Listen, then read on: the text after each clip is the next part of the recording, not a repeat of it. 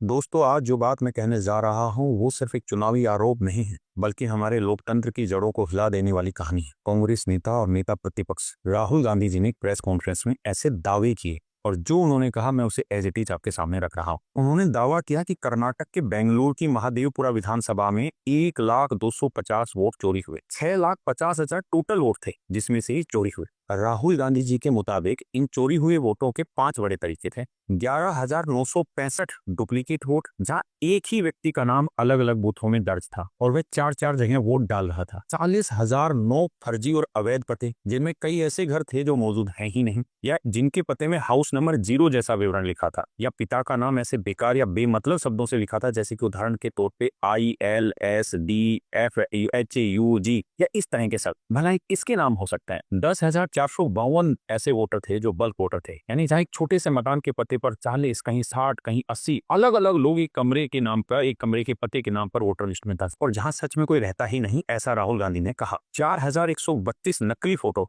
जिनमें एक ही तस्वीर अलग अलग नामों के साथ लिस्ट में थी।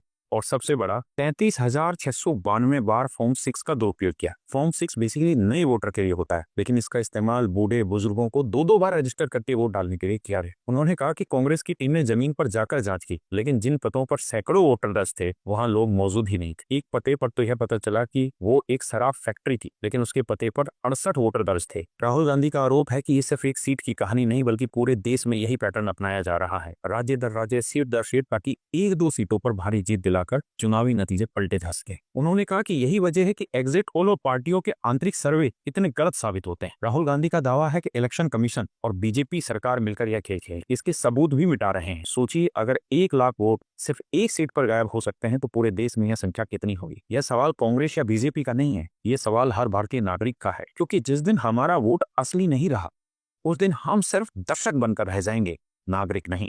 अब तय आपको करना है कि चुप रहना है या सवाल पूछना है। मैंने तय किया कि मेरी वोट सिर्फ अधिकार नहीं, लोकतंत्र की रीढ़ है, इसलिए मैं सवाल पूछूंगा।